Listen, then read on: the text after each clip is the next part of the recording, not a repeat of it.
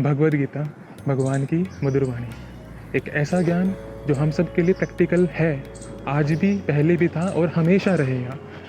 मेरा नाम है पीयूष गोयल। मैं कुरुक्षेत्र विश्वविद्यालय में जूलॉजी डिपार्टमेंट में एक रिसर्च स्कॉलर हूँ।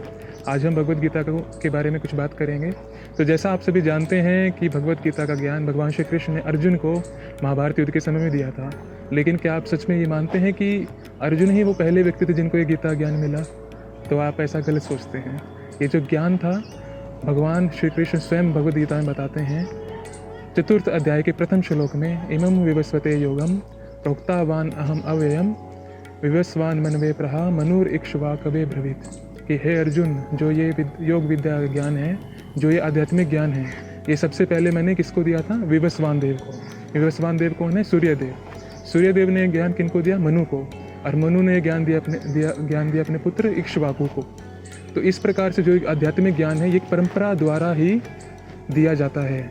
जैसे भगवान गुरु बने, विवस्वान देव शिष्य बने, उन्होंने ज्ञान प्राप्त किया, फिर विवस्वान देव जब शिष्य से गुरु बने, उन्होंने मनु को दिया। इस प्रकार से गुरु शिष्य परंपरा के माध्यम से प्रॉपरली ये ज्ञान आगे ट्रांसफ़र किया जाता है। एवं परंपरा प्राप्ति, मतलब एक प्रॉपर परंपरा के थ्रू ज्ञान ट्रांसफ़र होता है। लेकिन कालांतर में क्या हुआ, जो ये परंपरा थी, गुरु शिष्य परंपरा थी, ये थोड़ी सी क्षीण हो गई, टूट गई, जिसकी वजह से ज्ञान लुप्त प्राय हो गया। लेकिन आज से करीब 5000 से अधिक वर्ष पूर्व दोबारा जब महाभारत युद्ध का समय आया, तब भगवान श्री कृष्ण ने मोहग्रस्त अर्जुन को दोबारा ये ज्ञान दिया। क्या समझाने के लिए कि हे अर्जुन, तुम ये केवल शरीर मात्र नहीं हो, तुम एक आत्मा हो, तुम एक आत्मा स्वरूप हो, तुम मेरे ही अंश हो। तुम केवल ये शरीर नहीं हो, और ये जो तुम्हारे सामने ये सेना खड़ी है, ये तुम्हारे सगे संबंधी अवश्य हैं, लेकिन ये भी आत्मा स्वरूप हैं। हम सभी आत्मा स्वरूप हैं। और इसी चीज़ को भगवान भगवद गीता के दूसरे अध्याय के 23 श्लोक में बताते हैं। नैनम छिन्दन्ति शस्त्राणि नैनम दहति पावकः न चैनम क्लेदयन्तापो न शोषयति मारुतः, कि हे अर्जुन, जो ये आत्मा है, ना तो ये शस्त्रों द्वारा काटी जा सकती है, ना अग्नि द्वारा जलाई जा सकती है, ना ही जल इसे गीला कर सकता है, और ना ही वायु इसे सुखा सकती है। ये आत्मा अजर अमर अविनाशी है। ये जो शरीर है नश्वर है। तुम केवल अभी शारीरिक शरीर के माध्यम से सोचकर अभी मोहग्रस्त हो रहे हो। तुम सोच रहे हो कि ये सगे संबंधी तुम्हारे हैं, अगर मैं इनको मार दूंगा, उसके बाद मुझे जो साम्राज्य राज्य मिलेगा, उसके बाद भी मुझे क्या ही लाभ होगा। लेकिन ऐसा नहीं है। हम सभी आत्मा स्वरूप हैं। इस श्लोक से हमें अपने जीवन में भी प्रैक्टिकल ये चीज़ पता लगती है कि हम सभी जितने भी जीवी जंतु हैं, जितने भी 84 लाख योनि में जीव जंतु आते हैं, हम सभी एक आत्मा स्वरूप हैं, और सभी की आइडेंटिटी आत्मा है, और सभी परमात्मा के ही अंश हैं। We are part and parcel of supreme lord. हम इस प्रकार से सभी जीवों के प्रति करुणा का भाव डेवलप कर सकते हैं, जब हम ये जानते होंगे कि हम सभी आत्मा हैं, सिर्फ शरीर नहीं है।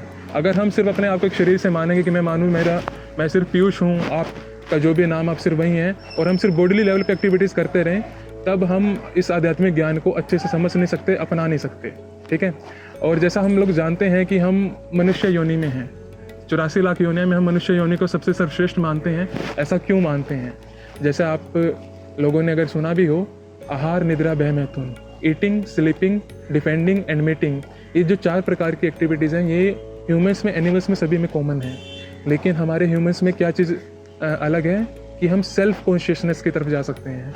हम क्वेश्चन पूछ सकते हैं कि वाई वी आर सफरिंग, हम क्यों हैं, हमारे जीवन का उद्देश्य क्या है। और ये हम कैसे जान सकते हैं? धर्म का पालन करके।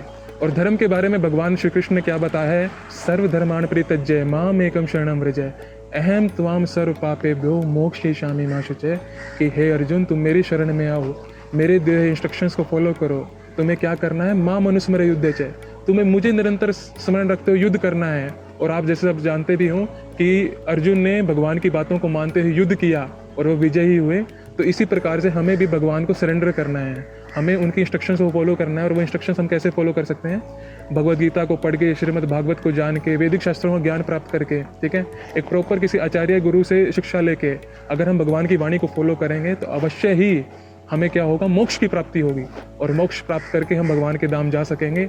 यही हमारे जीवन का लक्ष्य होना चाहिए, और यही हमारे जीवन की सफलता भी, अगर हम ऐसा प्राप्त कर पाए।